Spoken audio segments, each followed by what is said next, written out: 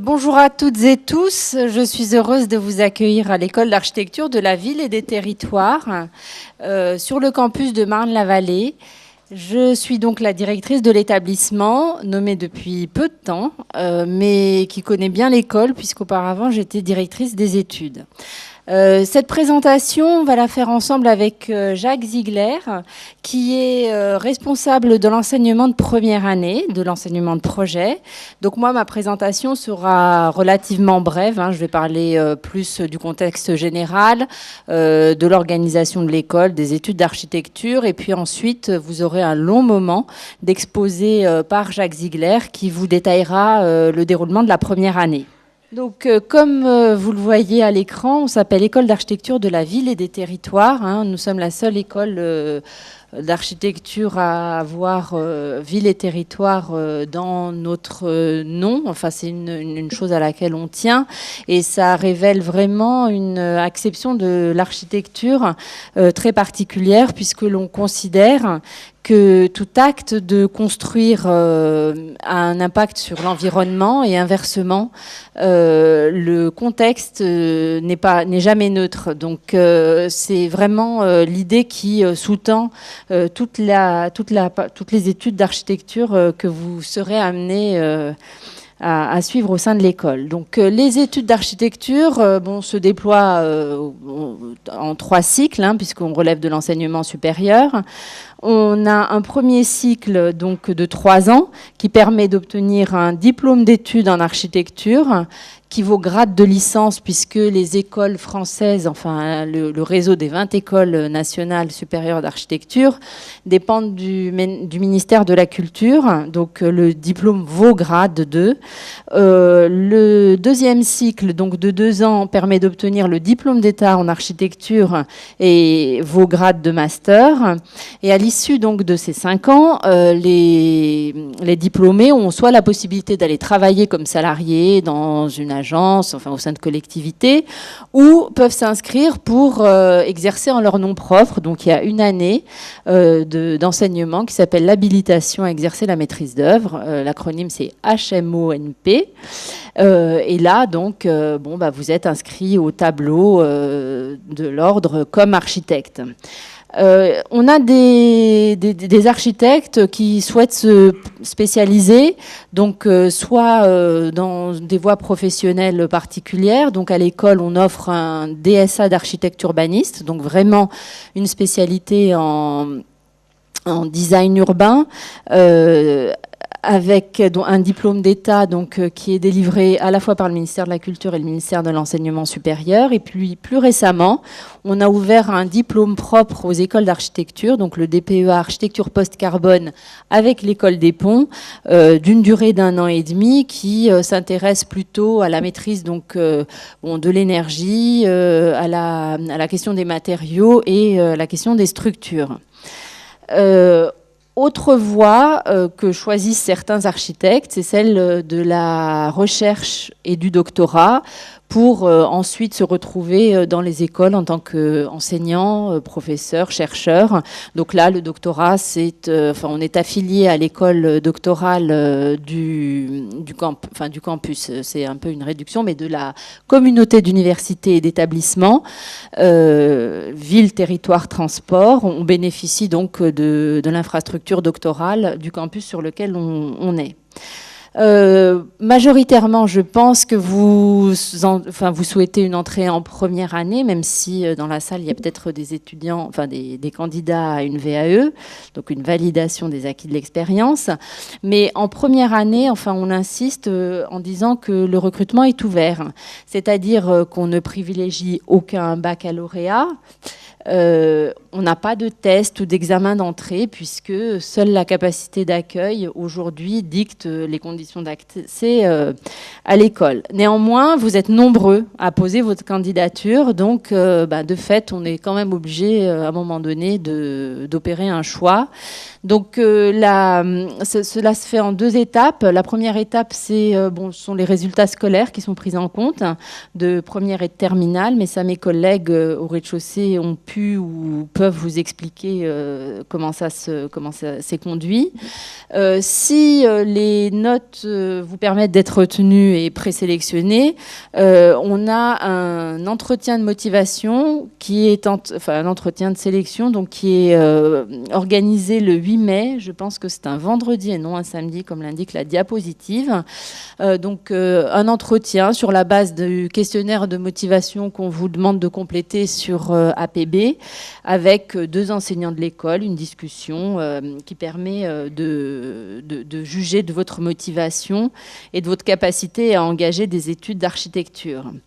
Là, c'est une petite étude sur l'origine de nos étudiants de première année essentiellement. Donc, on se rend compte qu'à 48%, nos étudiants sont originaires de la région Île-de-France, donc Paris et les départements limitrophes. 42% d'étudiants de province, donc un pourcentage important. Enfin, il y a des étudiants qui choisissent réellement de venir à Marne-la-Vallée, et 10% d'étudiants étrangers. Donc je disais qu'on n'avait pas de baccalauréat privilégié, mais néanmoins, vous verrez, il y a un gros pourcentage de nos étudiants qui sont titulaires d'un bac S, donc 67%, 17% néanmoins qui ont un bac ES. Après, ça se répartit entre bac technologie professionnelle et puis bac L.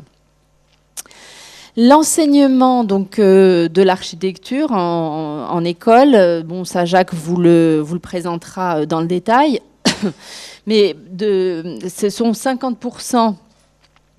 C'est 50% du temps et des crédits ECTS, donc de la valeur des enseignements qui sont accordés au projet, et 50% sur les autres disciplines dispensées, soit sous la forme de cours, magistraux, TD, TP, visites, workshops. Donc l'enseignement, hormis le projet donc, sur lequel je n'insiste pas, se déploie selon 4 champs disciplinaires. Une discipline qu'on appelle territoire, donc, qui est tout ce qui concerne l'urbanisme, à la fois le paysage, la question des infrastructures. Un champ qu'on a appelé architecture, mais qui regroupe en fait tout ce qui est histoire et théorie. Un champ qui concerne la construction, et donc c'est à la fois la question des structures, de l'énergie, de la matérialité du projet, donc quel type de matériaux, comment est-ce qu'on arrive aujourd'hui à... Pourquoi est-ce qu'on a trop chaud dans cet amphithéâtre? Enfin, manifestement, il y a un souci, donc ça, c'est aussi des questions qu'en école d'architecture, on aborde. Et puis, un 4e domaine qui est la représentation, qui va donc de l'enseignement du croquis à la main à bien sûr l'informatique, et puis tout ce qui est communication de projet, communication visuelle, graphisme. Ce sont les 4 champs là, donc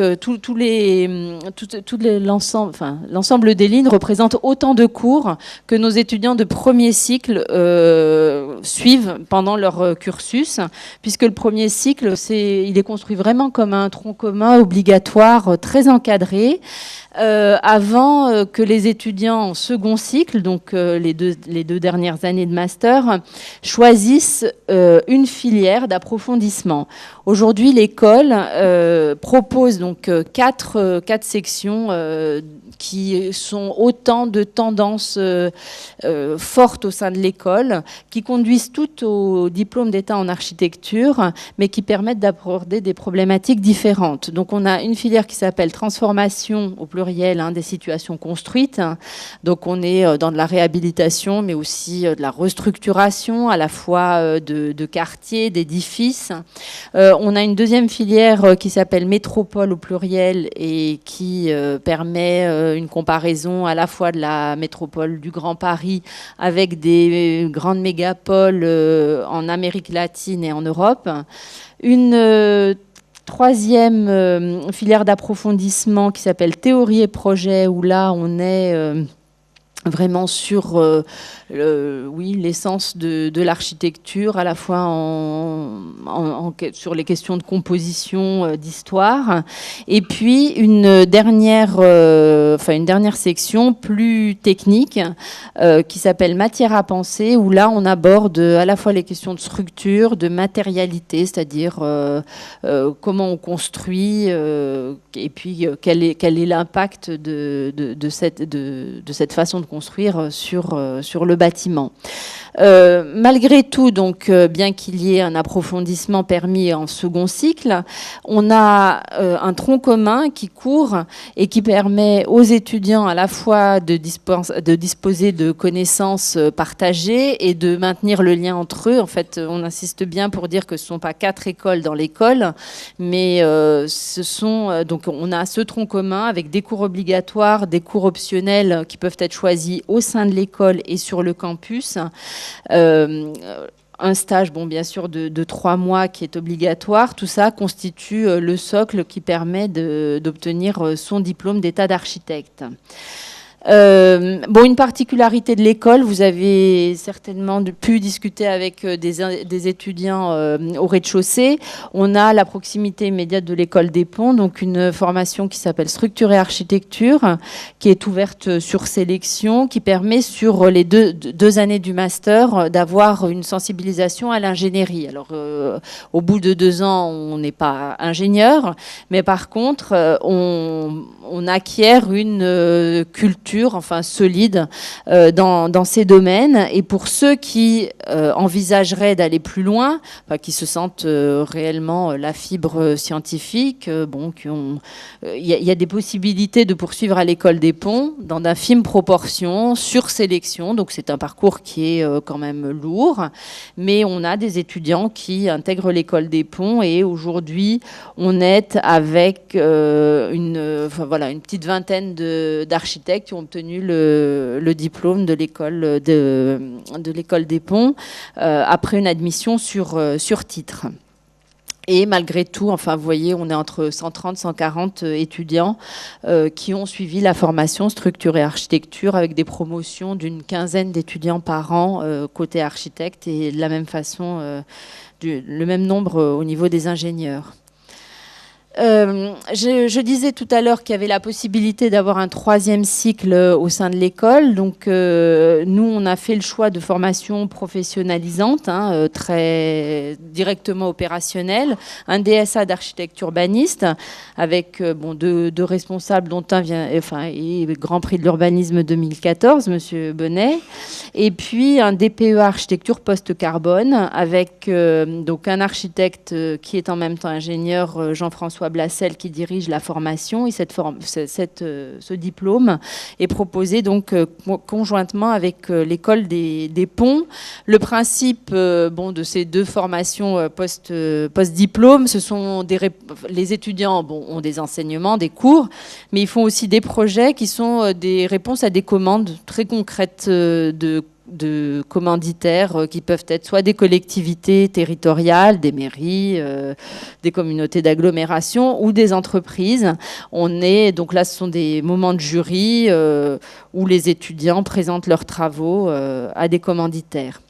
Enseignement supérieur, vous avez dû tous entendre parler d'Erasmus, notamment, pour ce qui concerne l'Europe. Effectivement, les étudiants ont la possibilité d'effectuer une partie de leur parcours de formation à l'étranger. Donc, on est une petite école, 650 étudiants, on a 18 partenaires.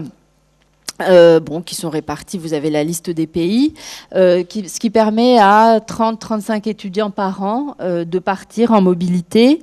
En parallèle, on a des étudiants qui font une année de césure entre le 1er cycle et le 2e cycle.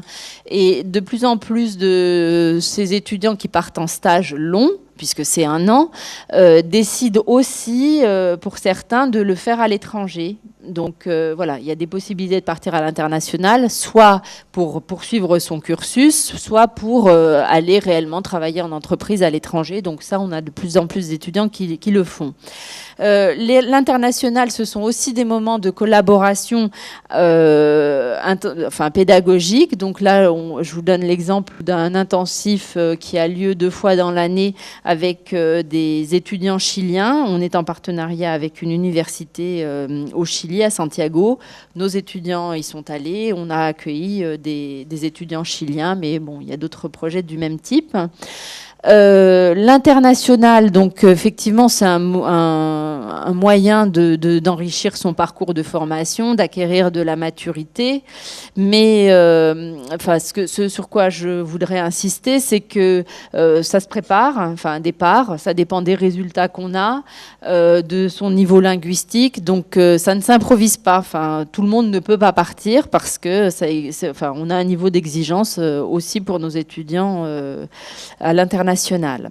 Je pense que on fait des études pour travailler en général, donc vous allez être. Là, il y a une petite présentation du taux d'insertion professionnelle.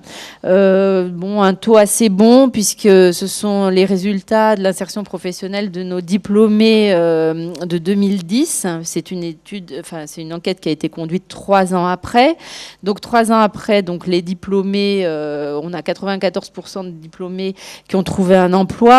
83% d'entre eux sont dans le domaine de l'architecture avec un fort taux en CDI et une grande majorité, 87%, considèrent que leur activité donc, est en rapport avec les études qu'ils ont suivies. Donc c'est un résultat, je pense, satisfaisant.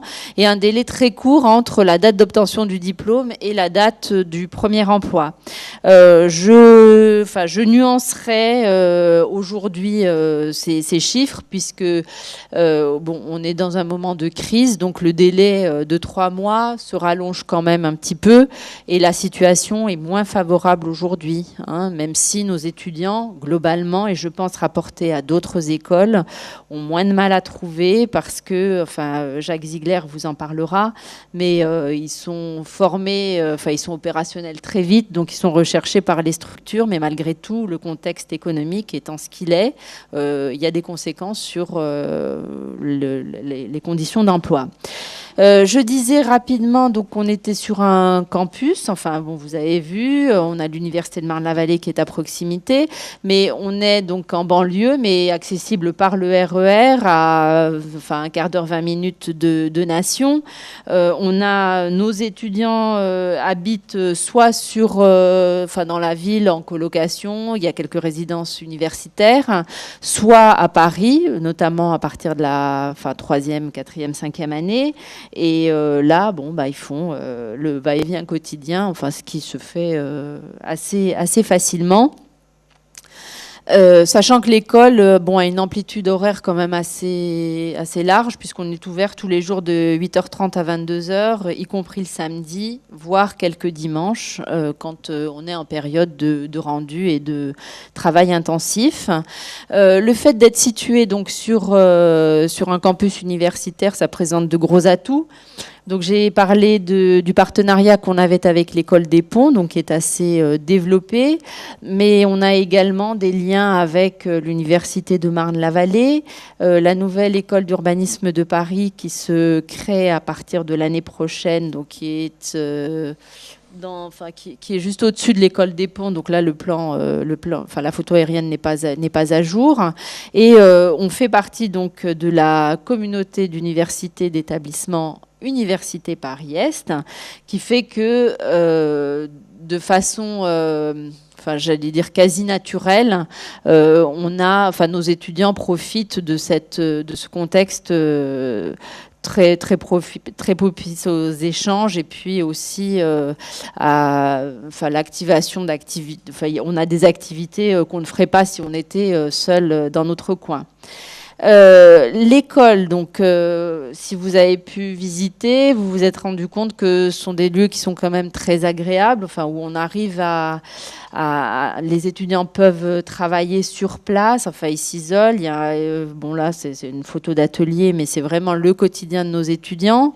On a des lieux aussi autres, hein, comme une bibliothèque, enfin, comme tout établissement d'enseignement supérieur, avec un fonds qui est très, enfin, richement doté, à la fois en architecture, en urbanisme, et puis donc bénéficiant des structures, enfin, du campus et puis de l'animation qui règne, bon, qui est encore à développer, hein, je vous le cacherai pas, mais il se passe des choses. Il y a des activités sportives. Là, fin mars, il y a un campus, il y a un trophée des cartes avec 2 jours d'activités sportives. Vous avez pu voir des étudiants dans le hall qui représentent les associations de l'école. Donc les étudiants s'investissent en parallèle de leurs études, puisqu'ils passent énormément de temps à l'école.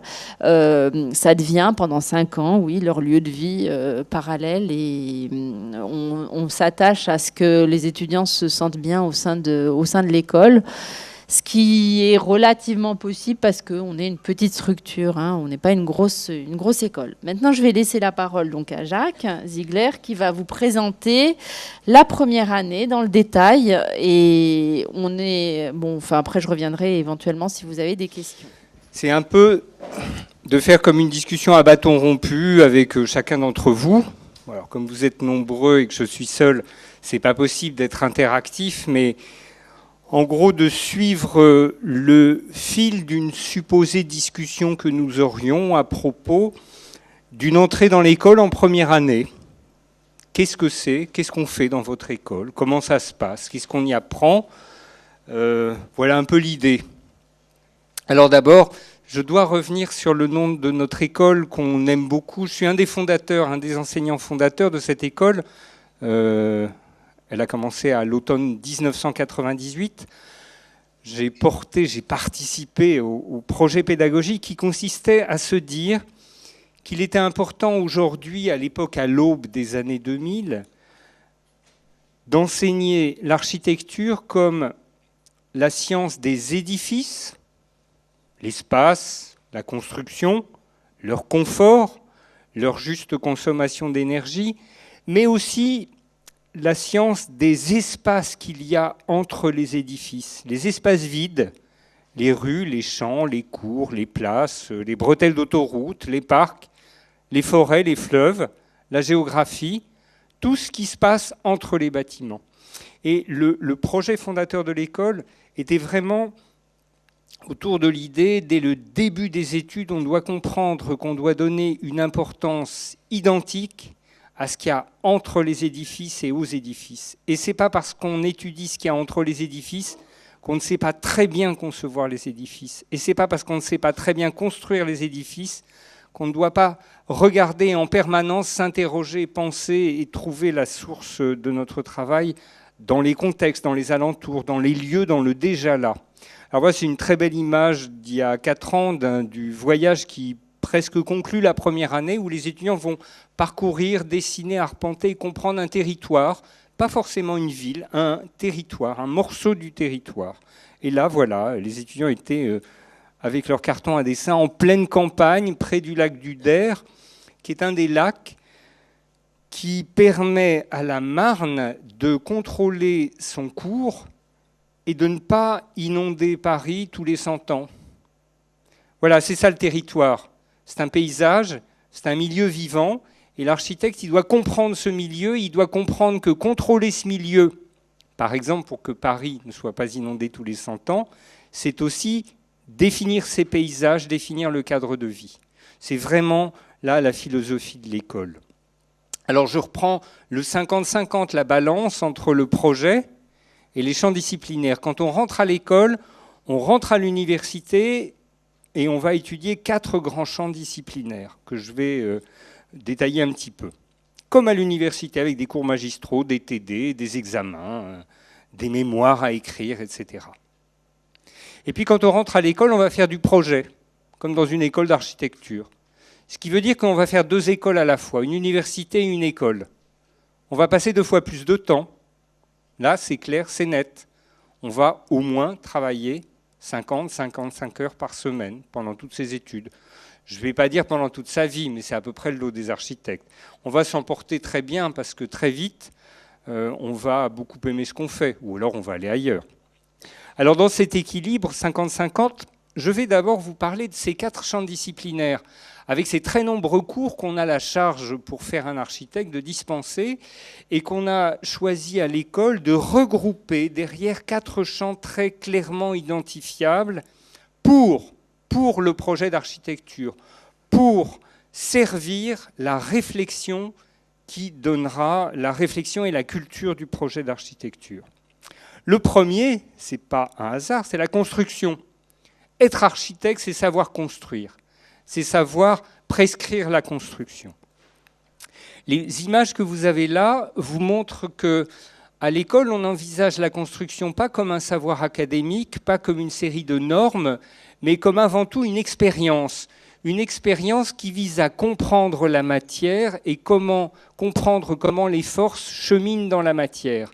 Parce que ce n'est pas nous qui donnons à la matière des ordres, c'est la matière qui a ses propres règles, issues des lois physiques, issues de ses capacités à résister, et c'est nous qui devons organiser la matière pour faire tenir les bâtiments. Et il y a une chose étonnante, c'est pour ça que derrière construction, j'ai rajouté l'apprentissage de l'économie de moyens. Une construction tient bien et tient longtemps, et ça les architectes et les ingénieurs le savent depuis longtemps, s'il y a peu de matière, mais la juste matière là où il faut. Je vais prendre une comparaison un peu triviale, mais elle est au fond très imagée. Quand on est un peu en surpoids et qu'on fait un effort, qu'on court longtemps, on est plus vite fatigué que si on était bien en forme. C'est pareil pour un bâtiment. Ce n'est pas parce qu'on met plus de matière dans un bâtiment qu'il tient mieux. Moi, il m'est arrivé au début de ma carrière d'architecte d'être face à des petites entreprises qui me disaient « on va doubler la poutre, ça tiendra mieux ». Ben non, si on double la poutre, ça tiendra 2 fois moins bien. Et ça pèsera 2 fois plus lourd et ça ne sera pas résistant. Et ça, c'est exactement le contraire de ce qu'on pense avant d'aborder cette question de la construction, qui est aussi non seulement faire tenir debout les bâtiments, mais derrière ça, faire aussi des bâtiments confortables, qui respirent, qui sont ventilés, pas comme cet amphi qui n'est pas formidable, qui sont confortables et qui consomment peu d'énergie, parce qu'on ne peut pas envisager l'acte d'architecture aujourd'hui sans penser que l'énergie est rare et que ce n'est pas possible autrement et qu'on doit concevoir avec ça. Et dès la première année, ces notions-là sont abordées. La construction, c'est une discipline en soi, donc il y a même un cours en première année d'histoire de la construction. Et puis, il y a des éléments plus scientifiques, plus durs, de sciences dures, la géométrie, la physique.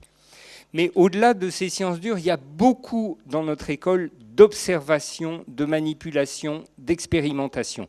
C'est ce qui amène à comprendre la rigueur scientifique, parfois quand on n'a pas été vraiment formé pour ça. Alors, territoire, c'est ces 2 belles images. Voilà, là, au début de la semaine, on était sous cet arbre, sous ce grand platane, pas très loin, le long de la Marne. C'était pas la semaine dernière, il neigeait pas, c'était il y a quelques années, mais cette photo est tellement belle. Voilà, le territoire, c'est le dehors, à toutes les échelles, partout, en centre-ville, en banlieue, en périurbain, à la campagne. On le parcourt, on le ressent, on l'arpente, on le renifle, on le voit, on rentre en résonance avec par ses sens. Et puis, image d'à côté, ça ne serait pas des études sinon, on prend du recul et on le regarde comme le cartographe, comme celui qui est capable, par un coup d'œil sur une carte à petite échelle, d'englober 100 km de territoire. La carte que vous voyez là, c'est une carte du sous-sol, c'est une carte géologique. Le territoire, c'est la terre sur laquelle on marche, c'est l'atmosphère que l'on voit, le paysage que l'on voit, et c'est aussi le sol, plus ou moins résistant, plus ou moins meuble, plus ou moins chargé d'eau, qui va servir d'assise à nos bâtiments. Et c'est derrière ce mot territoire toute cette compréhension-là, notamment en première année, cette compréhension du territoire naturel, du territoire comme milieu naturel et transformé par l'homme, le territoire comme milieu dynamique, vivant et comme paysage, cette double dimension. Voilà, alors on le parcourt à la fin de l'année, dans ce voyage qui dure 4 jours. On part en car. C'est un atelier hors les murs, puisque vous voyez sur quelques images des tables, des étudiants qui dessinent des cartes, qui travaillent. On est dehors, on dessine dans la journée. Le soir, on a des salles, on travaille. On a même des conférences. Et pendant 4 jours, on est immergé. L'année dernière, c'était tout le massif granitique du Morvan, entre Vézelay et Autun, et le Mont Beuvray, autour de cette compréhension de paysage, géographie, géologie, dans ce lieu si particulier entre nord et sud de la France, cette moyenne montagne granitique. L'architecture, c'est derrière ce mot, pas le projet, mais la discipline architecture avec sa propre histoire, qui est liée à l'histoire des sociétés humaines, et ses propres théories, liées aussi à l'histoire et à sa dynamique.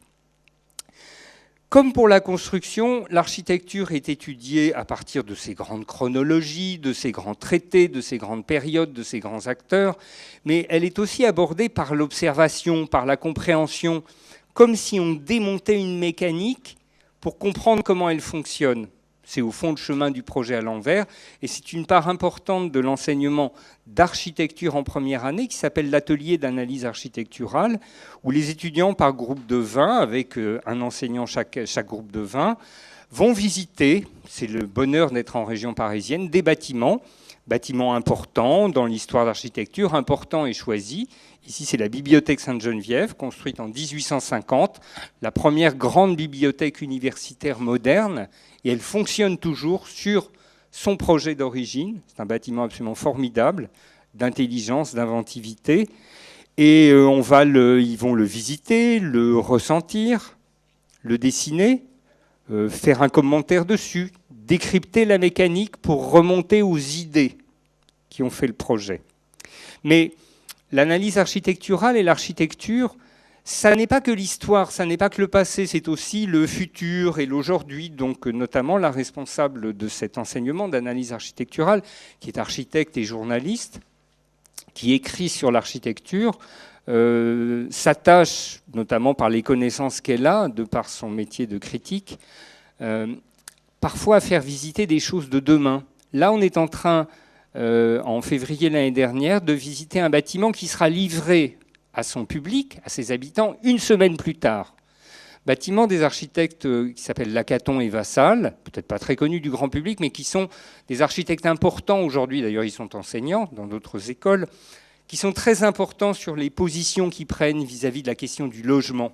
Ils ont rénové des tours, ils ont rénové des bâtiments dans des endroits sensibles, ils construisent, c'est un de leurs premiers immeubles à Paris. Et on a pu, avec la promotion de première année, visiter de fond en comble ce bâtiment, une semaine avant qu'il soit habité, avec le bonheur d'avoir le chef de projet de chez Lacaton Vassal qui nous faisait visiter. Donc, après tout, les œuvres patrimoniales ou les œuvres de demain, peu importe, c'est comprendre par l'observation et remonter aux idées par l'observation et le réel. Alors le champ représentation, c'est une dimension très importante, notamment en première année. L'architecture, c'est un langage. L'espace a son propre langage, celui de la description, précisément, de l'espace, des 3 dimensions de l'espace. Il faut apprendre à dessiner, et notamment dans nos années 2010-2015, qui sont une période numérique, tout se fait par les outils numériques, et tout se fera toujours tous les 10 ans environ par des outils numériques de plus en plus perfectionnés. Donc la question, et la position qu'on a prise à l'école, c'est qu'il restera toujours quelque chose. C'est la compréhension par soi-même des grands mécanismes de la représentation et du dessin. Alors on a pas mal de méthodes pour l'apprendre, notamment dans le champ représentation. Pendant toute la première année, une grande partie de la deuxième année d'ailleurs, les étudiants, une matinée par semaine, 3 heures par semaine, tous les jeudis matins, vont dessiner dehors avec un carnet format A3, 42-29-7, des crayons, des mines de plomb, des fusains, des choses absolument d'autrefois et d'aujourd'hui, les choses les plus frustres qui soient, leur regard, leur compréhension du réel, et ils font beaucoup de dessins toutes les 10 minutes, avec des profs, un prof pour 20 étudiants, autour d'eux, avec eux, derrière eux. Et vous voyez une séance de correction 2 fois par semestre. On étale tout sur le toit de l'amphi. Alors vous imaginez, en gros, 22 séances dans l'année, 6-7 dessins par séance. Vous voyez le nombre que ça fait? Eh bien, par cette méthode d'apprendre à dessiner le réel sur le vif, c'est une des façons de rentrer dans le dessin, on apprend à dessiner à tout le monde. Il n'y a pas des gens qui naissent avec le talent du dessin et des gens qui naissent sans ce talent. Nous, on pense que c'est totalement faux. La question du dessin est une question de méthode, et par ces méthodes, on décoince 100% des étudiants et on leur apprend à dessiner. Et qu'est-ce qui se passe quand on sait représenter, transcrire rapidement sa pensée sur une feuille de papier, transcrire rapidement le réel, la situation dans laquelle on est par quelques dessins? Eh bien, on vaut très cher en agence. Aujourd'hui, à l'heure du numérique, les gens qui savent dessiner, ils passent devant tout le monde parce qu'ils sont capables de synthétiser des questions complexes, de les expliquer, de les communiquer, et ils ont une valeur. Et puis surtout, ils seront très vite, à partir de la 2e année, maîtriser l'outil informatique, et surtout, ils sauront tous les 10 ans maîtriser les nouveaux outils informatiques. Parce que ce qui restera, c'est la mécanique de la représentation, la compréhension des mécaniques de la représentation et leur expérimentation à la main. Pour terminer le petit chapitre savoir théorique des 4 champs disciplinaires, on n'est pas une grande école en taille, donc notre mission d'apprendre une langue étrangère, on l'a concentrée sur l'anglais, langue internationale de l'architecture entre autres, un anglais parlé, compris et lu, par des cours, par des workshops, des semaines intensives.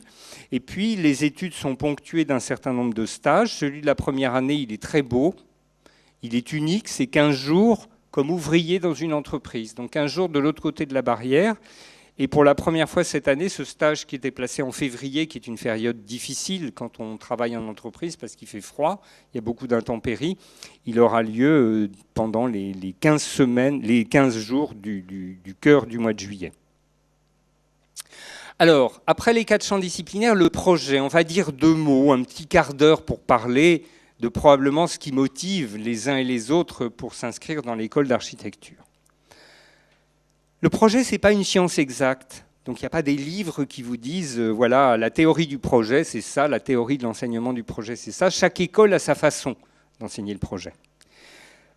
2-3 idées importantes sur la façon dont on enseigne le projet dans notre école. D'abord, on l'enseigne tout de suite, dès le premier jour d'études, parce que on va beaucoup demander aux étudiants, et donc il faut beaucoup donner. Beaucoup donner, c'est surtout donner tout de suite les moyens de faire du projet, parce que c'est ce qui motive, c'est ce qui donne la flamme et l'énergie de beaucoup travailler. Seulement, évidemment, quand on commence, il faut pouvoir l'enseigner d'une certaine façon. Il y a une grande question qui, comme ça, baigne l'architecture depuis toujours, c'est est-ce qu'un débat permanent, est-ce que la conception est différente de la représentation? Ce qui fait les bâtiments, l'espace, pour se construire, il faut d'abord les dessiner, il faut d'abord les représenter. Ils n'existent pas encore. Ça permettra de les dimensionner, de les mettre au point, de quantifier la matière qu'il faut, la quantité de matière qu'il faut, de calculer les poutres pour que ça tienne, et puis comme ça on pourra construire. Alors est-ce qu'il y a d'un côté les gens ou les machines qui dessinent et de l'autre côté les super concepteurs qui pensent et qui ont l'étincelle de l'idée? Nous on pense que non. Nous on pense que la représentation et la conception c'est très lié, ça s'enchaîne, ça s'entraîne, ça se supporte et se soutient.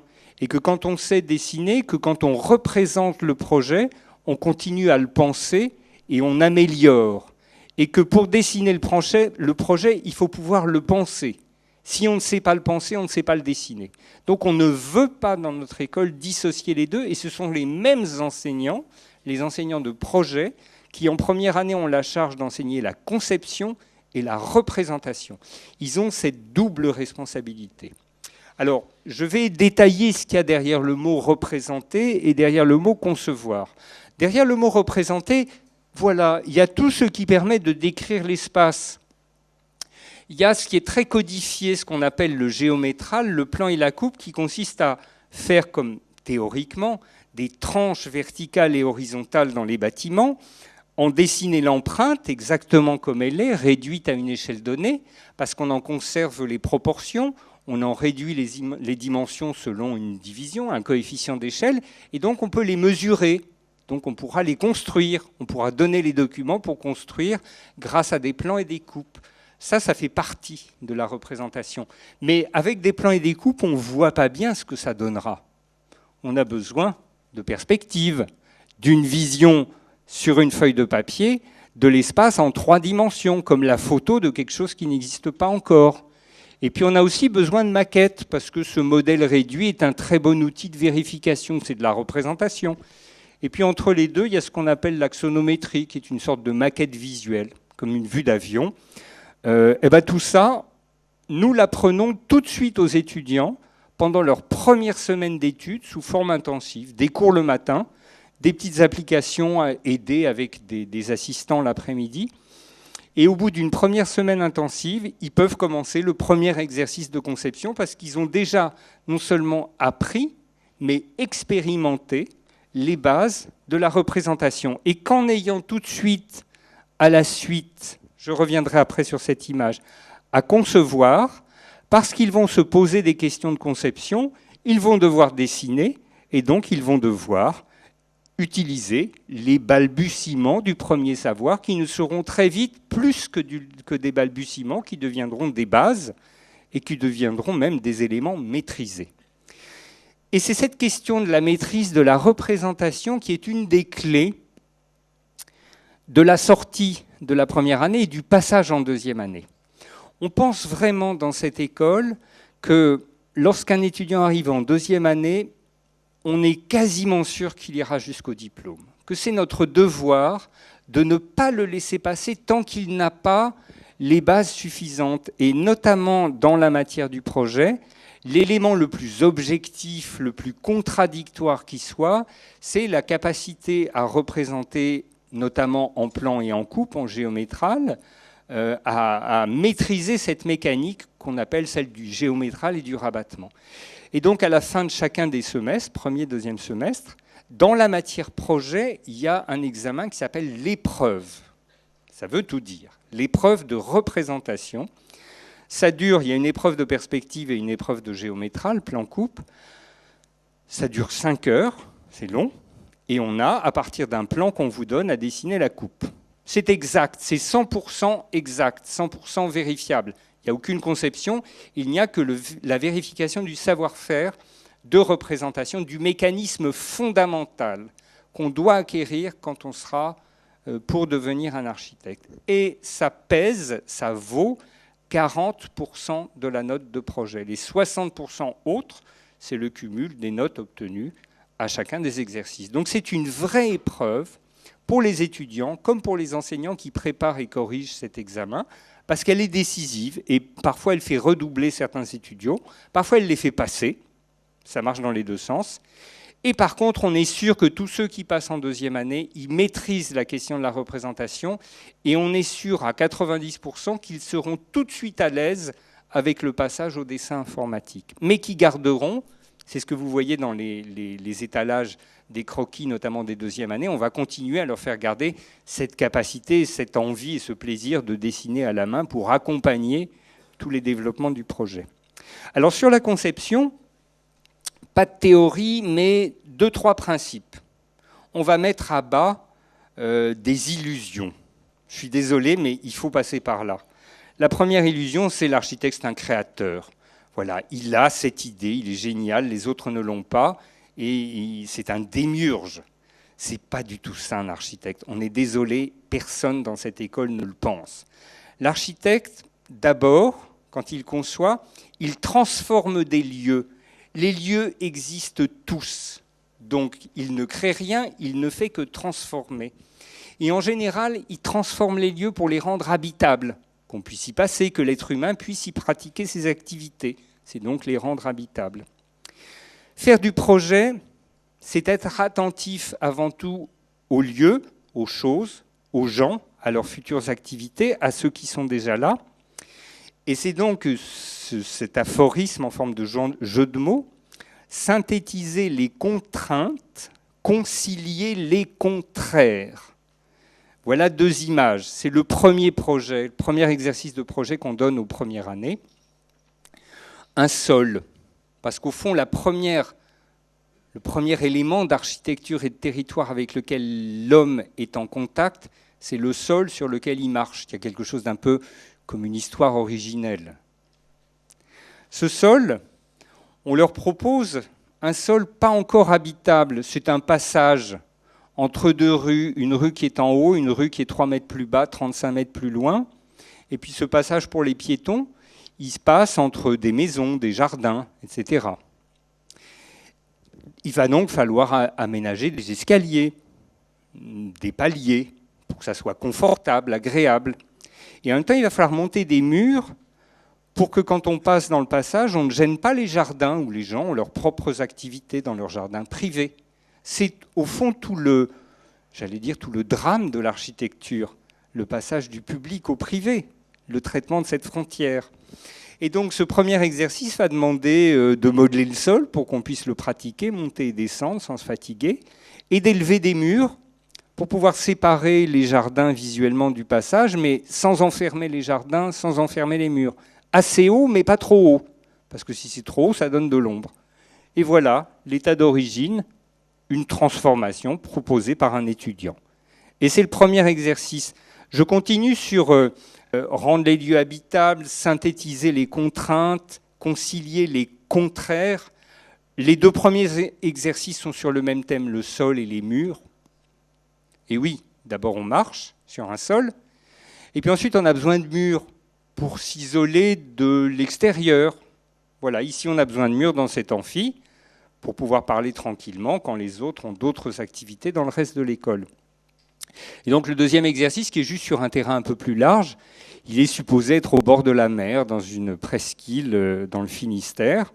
On doit aménager une sorte de terrasse publique qui raccorde une place en hauteur avec un chemin le long des rochers un peu plus bas.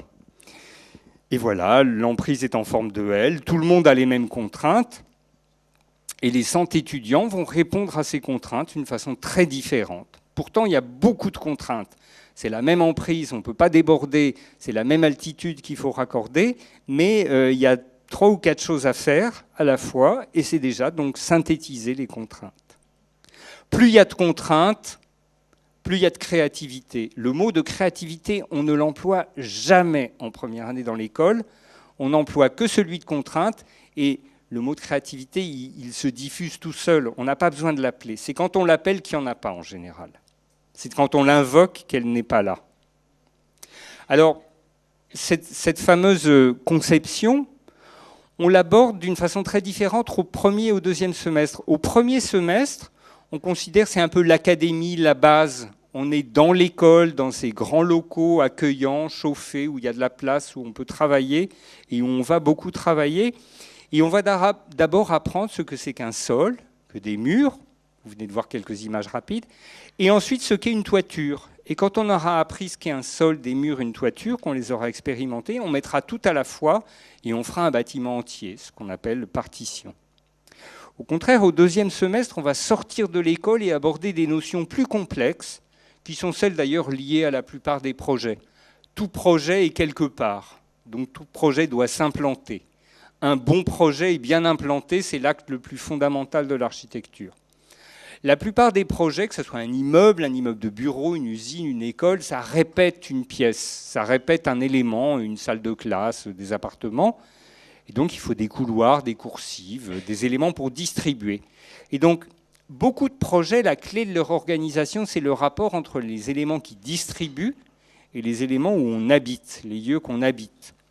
Cette question de la distribution et de la répétition est un thème absolument permanent de tous les projets d'architecture. Donc c'est une notion qu'on aborde à la fin de la première année. La dernière, la 6e, c'est cette fameuse notion d'économie de moyens. Comment construire avec la juste quantité de matière là où il faut. Et c'est une sacrée question pédagogique. Je dis un mot de la procédure pédagogique. Bon, les exercices sont progressifs et cumulatifs. J'ai besoin du précédent pour faire le suivant et j'aurai besoin des 2 premiers pour aborder sainement le 3e. Quand on dit exercice et pas projet, on dit exercice de projet, on fait vraiment du projet, mais on a simplement simplifié les données. Si on simplifie les données, si on simplifie le champ d'investigation, on est sûr que l'étudiant réussira, avec les moyens qu'on lui a donnés, le dessin qu'on a commencé à lui apprendre, à répondre à la question de façon éloquente, riche et satisfaisante. Alors voilà le premier exercice qui s'appelle le sol. Donc c'est ce fameux chemin entre 2 rues. Tous les ans, on donne une configuration différente, mais tous les ans, c'est la même question. Et voilà ce qu'après 3 semaines et demie d'études, un étudiant de première année est capable de faire. Il est capable de penser que ce chemin, la réponse que vous voyez là, ça sera des pas de mule, c'est-à-dire des marches très élargies, très régulières d'un bout à l'autre du passage, et qu'en même temps, ces pas de mule, ça sera bordé par des murs qui sont en biais, on le voit sur les coupes, et que tout cela donnera en perspective un espace extrêmement fluide et continu. J'ai une idée, je la représente, au fur et à mesure que je la représente, l'idée se conforte, se solidifie, au fur et à mesure que je passe en critique de projet, ça avance et au bout de 3 semaines, on a fait tout ça. Le deuxième exercice, c'est la même question, toujours mur, sol et mur, mur et sol. On a une aire un peu plus étendue, donc au bord de la mer, j'ai expliqué tout à l'heure. Voilà une autre réponse. J'ai choisi cette réponse pour vous montrer. Alors, si on regarde cette maquette, l'étudiant a fait des sortes de gradins qui descendent de haut en bas, comme une sorte d'estrade vers la jolie vue vers la mer. Vous le voyez sur la perspective sur la gauche. C'est continu, ça descend jusqu'à la vision sur la baie. Mais en même temps, il y a un sentier en bas à raccorder. C'est la deuxième perspective. Un des gradins est un peu plus large et permet à ceux qui courent sur le sentier de ne pas interrompre leur promenade. Pourtant, si je regarde la première perspective, je n'ai pas, malgré ce chemin, l'impression qu'on a interrompu cette cascade de gradins qui descend vers la mer. Et c'est exactement ça le projet.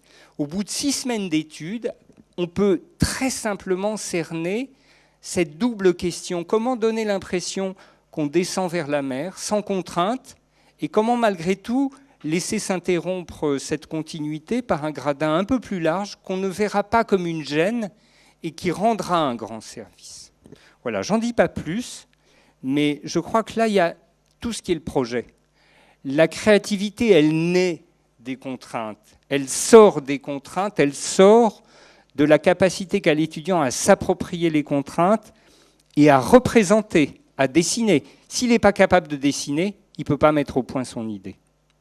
Alors au mois de décembre, on aborde une belle question nouvelle, très difficile. Dès qu'on soulève un plan du sol, il faut qu'il soit rigide, il faut qu'il soit soutenu, soulevé et stable.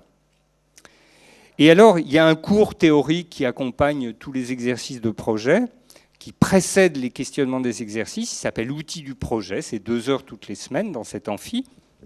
Et donc, avant cet exercice de toiture, on aborde quelques notions structurelles sur comment rendre stable une structure, comment les forces cheminent dans la matière, soit par la figure du triangle, qui rend une structure rigide par la géométrie, soit par ce que j'appelle le principe de la canne à pêche.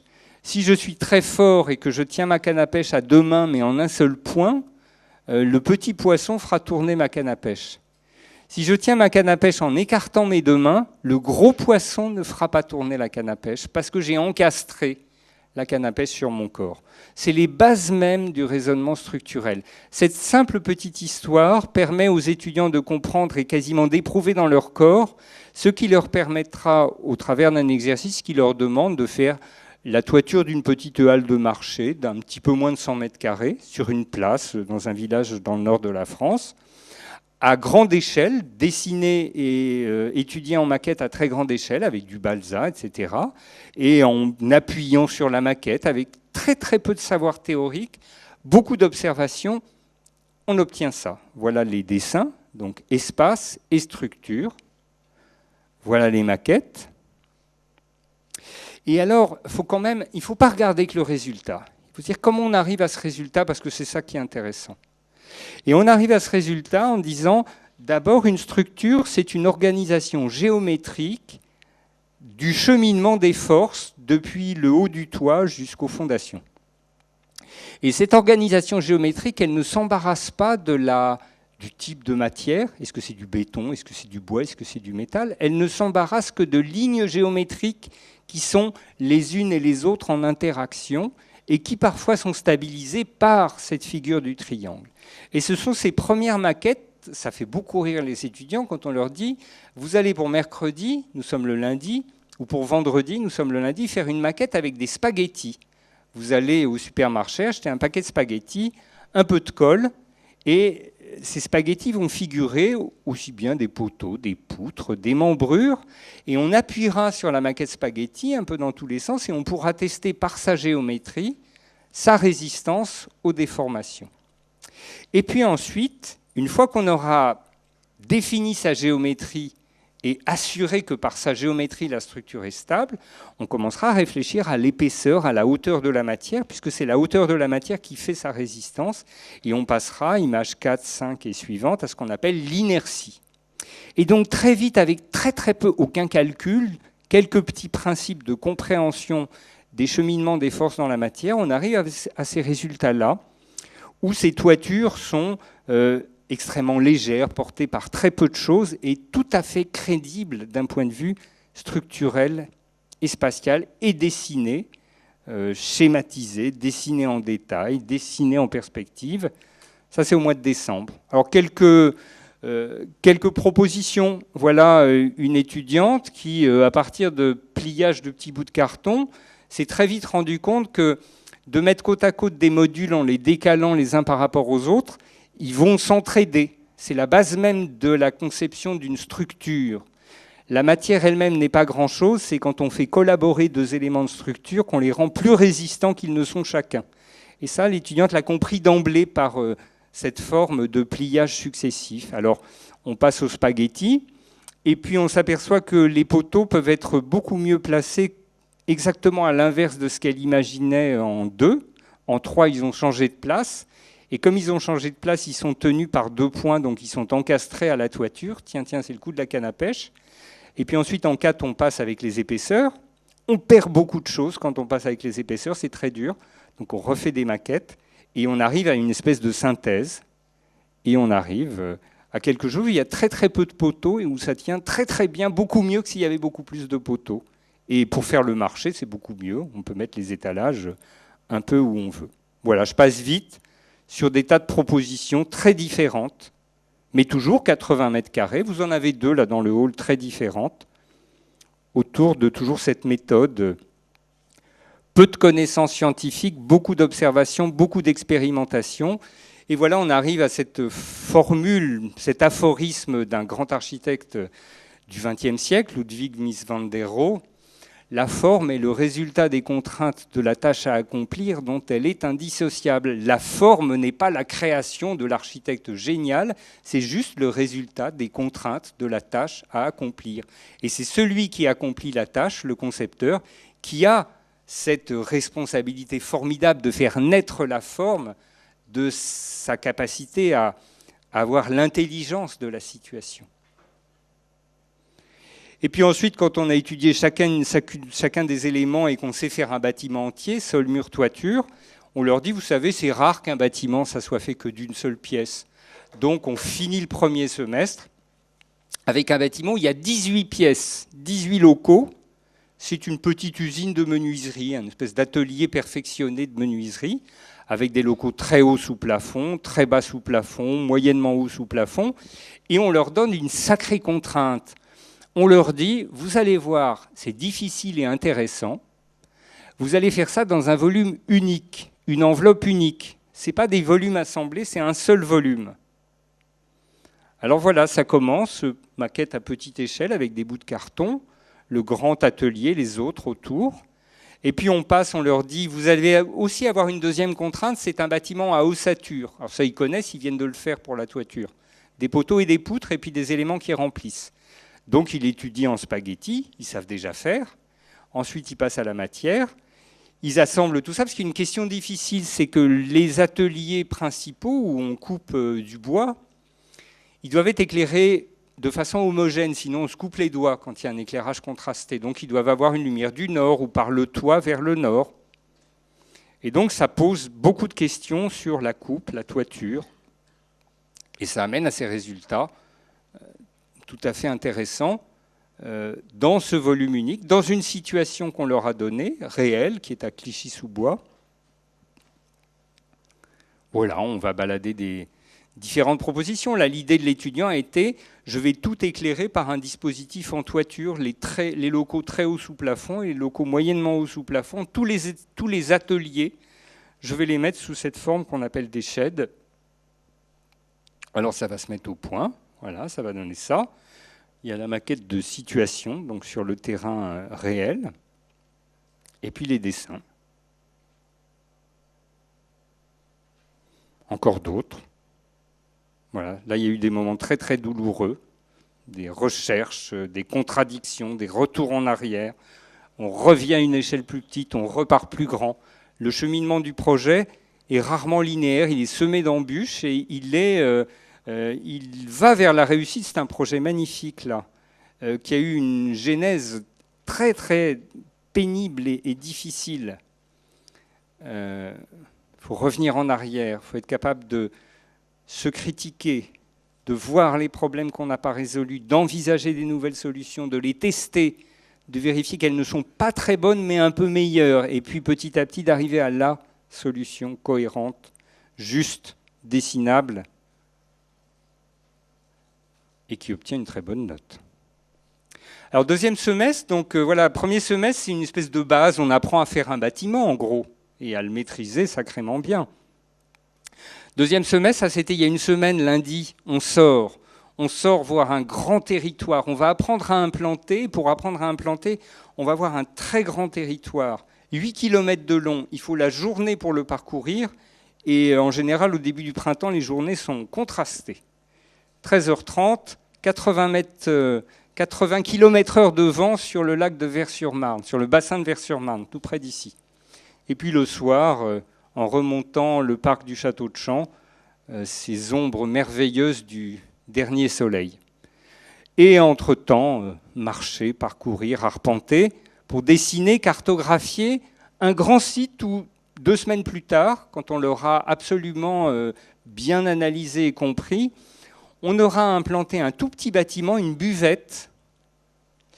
Et ce n'est pas la buvette qui est l'objet du sujet, on donne le dessin de la buvette, un espèce de kit en ossature bois avec des terrasses et tout, comme si une commune avait acheté une buvette et qu'elle avait demandé à l'architecte, le seul problème qu'on a, c'est de savoir bien l'implanter. Parce que si on l'implante mal, le concessionnaire il ne va pas vouloir prendre la concession et vendre ses canettes. Et puis si on l'implante mal, ça va être moche dans le territoire, je ne serai pas réélu, en gros. Donc il y a un enjeu sur cette implantation. Alors c'est ce que les étudiants vont faire avec comme mission de dessiner l'impact de cette implantation, donc comment on voit la buvette depuis le territoire, et de dessiner ce qu'on voit du territoire depuis la terrasse de la buvette, pour montrer que c'est plaisant, agréable, puisque c'est un grand territoire récréatif le long de la Marne, qui est tout près d'ici, on y va à pied.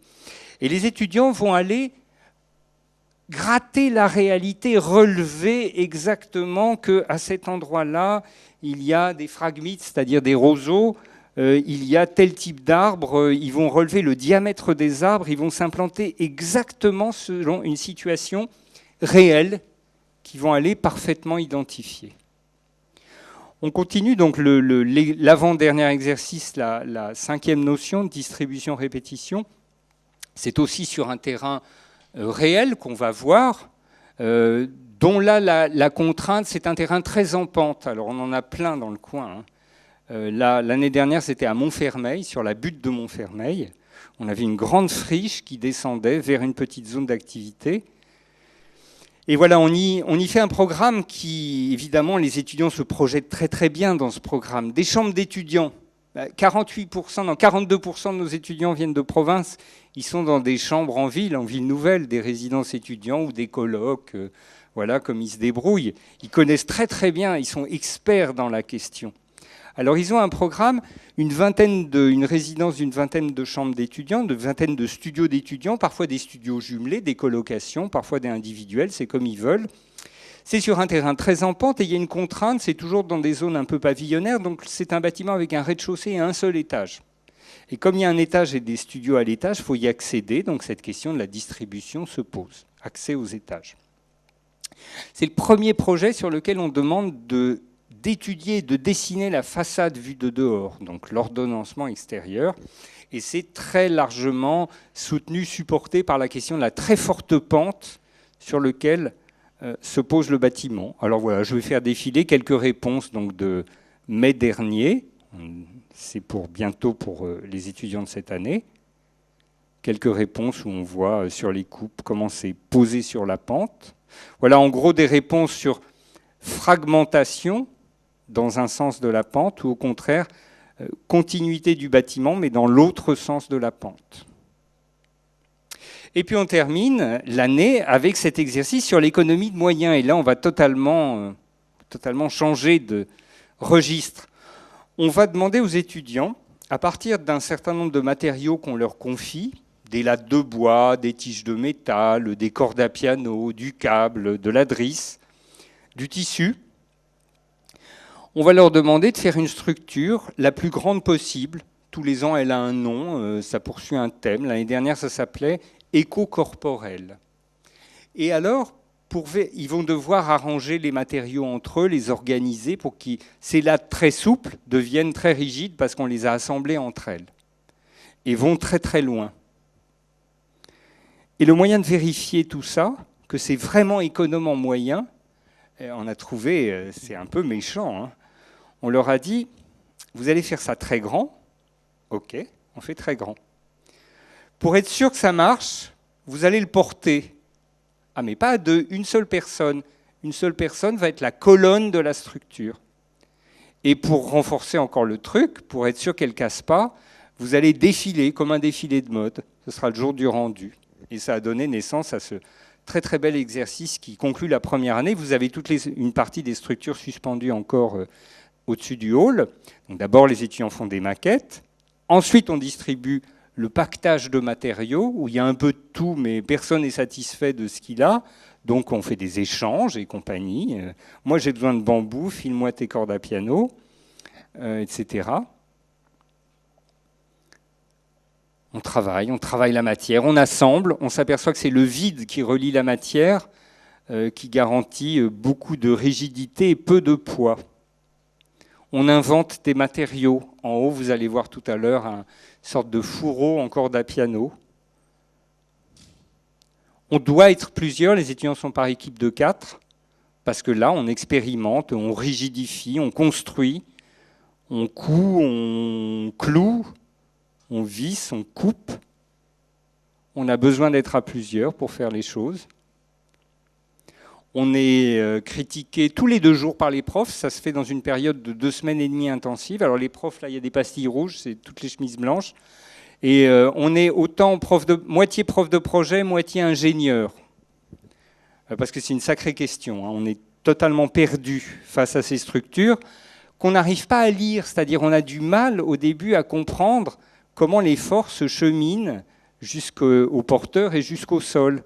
Et donc, on est aussi dubitatif que les étudiants devant ces structures. Il faut faire, défaire, ça se casse, on refait. Quand c'est fait, on trouve qu'il y a trop de matière, on en enlève, ça ne tient plus, mais on ouvre une piste pour que ça tienne encore mieux avec moins de matière. Et c'est de cette gymnastique avec le réel que petit à petit, on finit par assembler, ajuster, essayer. Regardez bien la taille. Évidemment, il y a l'ambition, ça doit toujours être très grand, le plus grand possible. On lance les étudiants dans des défis qui sont les premiers à saisir absolument dans une sorte d'inconscience incroyable. Mais comme ils le portent, l'inconscience devient conscience des choses. Ceux-là, ils ont eu sacrément conscience que sur les épaules de mademoiselle, il y avait 13 mètres de haut. Et ça a tenu. Et c'est toujours suspendu, là, formidable. Ils ont compris ce que c'était que poser, rigidifier et équilibrer, avec très très peu de force, mais savoir bien où équilibrer. Voilà, c'est une expérience absolument incroyable, d'une exigence folle, mais folle ça. Les étudiants ne sont plus les mêmes après cet exercice. Et puis voilà, le dernier samedi de l'année, 27, 28 juin, 29 juin, on défile et c'est ouvert au public, souvent aux familles des étudiants. Voilà quelques images de l'année dernière. Ça, c'est de la corde à piano. Là, l'étudiante, il se trouve qu'elle a fait de la danse, elle a défilé en faisant des demi-pointes, c'était inouï.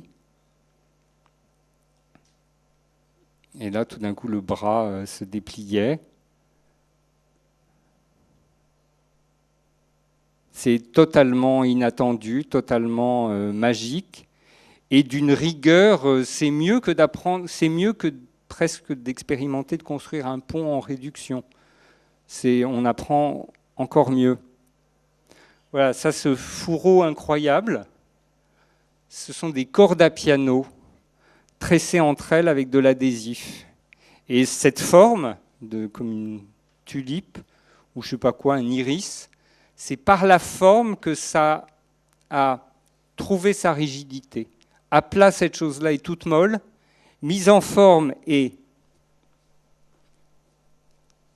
mise sur le corps, ça tenait. Voilà, donc c'est quelque chose de très très fort. C'est par l'expérimentation presque une conscience de l'ingénieur. Et c'est en même temps, ça a l'air absolument merveilleux, festif, ça finit par un final. Mais c'est vraiment l'apprentissage de l'économie de moyens, ça fonctionne très très bien. Et on termine l'année là-dessus. 5 minutes sur les méthodes pédagogiques. Alors évidemment, on travaille beaucoup pour arriver à ces résultats. Les semestres en général commencent par une semaine intensive. Début de la première année, cette fameuse semaine de représentation.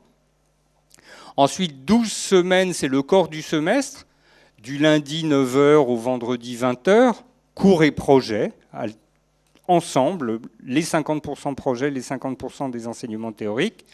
Ensuite, une semaine de révision, une semaine d'examen pour les matières théoriques, et puis 2 semaines et demie d'intensifs de projets pour finir chacun des semestres. Souvent, à l'intersemestre, des workshops autour de l'anglais ou de certaines matières spécifiques. Les champs disciplinaires, ils sont enseignés ici, dans ces amphis. Là, ils sont réunis. Il y a deux amphis, 130 et 90 places. C'est très nouveau. Un cours, ici, pour un semestre, c'est 9 séances de 2 heures chacune. On peut rater aucune séance. C'est pas comme à l'école où il y a 2 heures de maths tous les 2 jours. On ne peut rien rater parce qu'en 2 heures, un enseignant face à 100 étudiants diffuse un contenu que seul il dispense. Il n'y a pas de livre exactement de la matière qu'il donne, du contenu qu'il donne.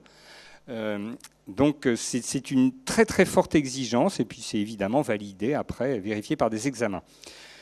Ce savoir, on va dire cette façon austère d'enseigner des contenus très forts, c'est évidemment contrebalancé. Quasiment chaque enseignement magistral est doublé de TD, de travaux dirigés. Donc là, c'est 20 étudiants, un prof, interactivité, des exercices d'application, 3 heures par séance de TD.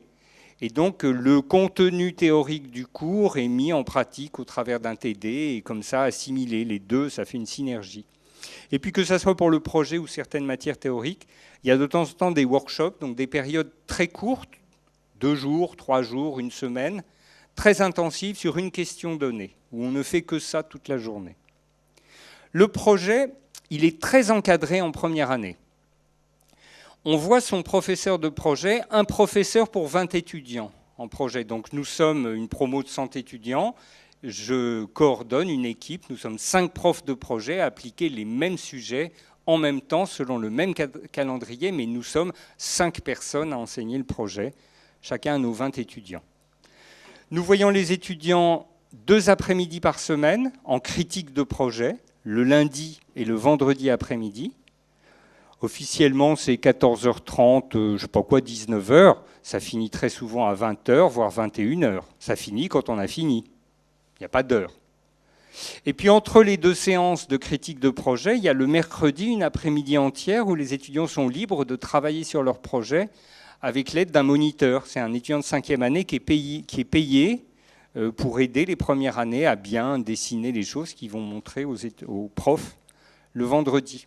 Et comme il y a une critique de projet le vendredi et une le lundi, il y a une des journées du week-end qui se passe à travailler sur le projet. Donc ça garantit un travail intense, constant, régulier, et ça garantit, au fond, voilà, ces contenus immenses qu'on arrive à faire assimiler en première année. En général, les exercices commencent par des petits moments collectifs où on construit les maquettes pour tout le groupe, tous ensemble. La critique de projet, c'est un moment très important. En général, on se réunit d'abord dans la salle de critique, qui sont les petites salles entre les grands ateliers, très fermées, très austères, une sorte de laboratoire où on rappelle les objectifs de la journée. Ensuite, la plupart d'entre nous, on divise notre promotion par 2, donc on garde 10 étudiants qu'on corrige un par un, mais devant les autres. Donc c'est toujours un acte collectif. L'étudiant doit toujours énoncer devant ses camarades ce qu'il a fait, et il le réénoncera le vendredi suivant, et le prof est là et le prof parle à l'étudiant, mais aussi aux 10 autres. Donc c'est très très prenant.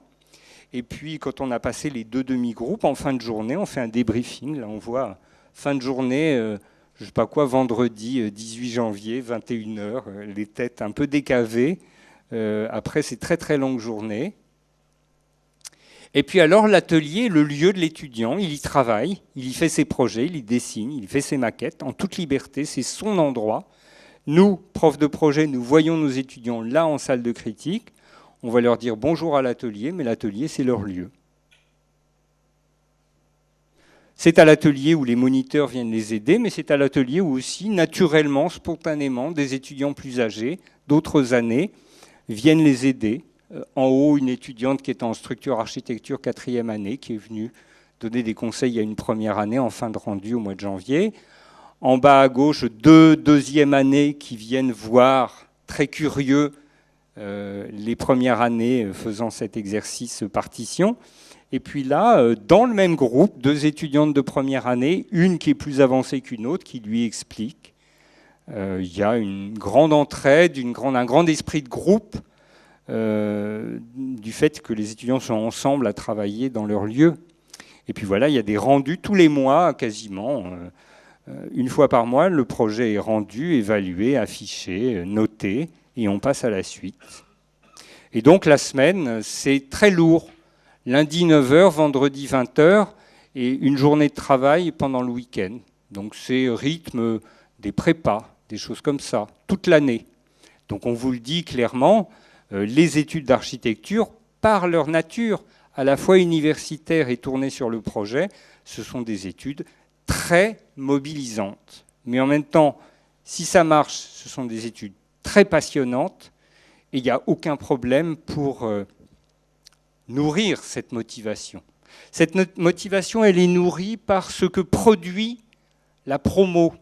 Alors on s'attache beaucoup en première année, chaque fois qu'il y a un exercice, une fois qu'il a été noté et rendu, à faire des expos, des installations de toutes les maquettes du 2e exercice. Vous avez sur le toit toutes les maquettes de rendu du 4e exercice, etc. C'est un moment collectif qui est très intéressant parce que chaque groupe de projet qui est sous l'autorité de son prof voit ce que font les autres groupes. C'est une vraie émulation. Et c'est une émulation d'une année à l'autre. Les 2e années viennent vite voir ce qu'ont fait les nouveaux de la question qu'ils avaient, eux, traitée l'année dernière, et les 3e années viennent, etc. Et en fait, c'est ça qui renforce la motivation des étudiants. On travaille beaucoup, mais on s'aperçoit que 2e exercice, à la 7e semaine d'études, on a produit 4 maquettes chacun pour son exercice, 3 maquettes d'études, la maquette de rendu, 100 étudiants. On installe 400 maquettes dans le hall de l'école. Ça a vraiment, c'est la classe. Alors quand on commence l'exercice toiture juste après, où on leur dit tout de suite on va vous demander 4 fois plus, ils sont partants parce qu'ils ont vu que le résultat, ils en sont fiers. Donc il y a une sorte comme ça d'auto-émulation. Ça, c'est des photos qu'un étudiant a pris de première année à la fin de la journée, la ville de maquettes. Je trouvais que c'était bien pour terminer. Vous avez peut-être quelques questions ou envie de partir en courant. Donc à vous de jouer.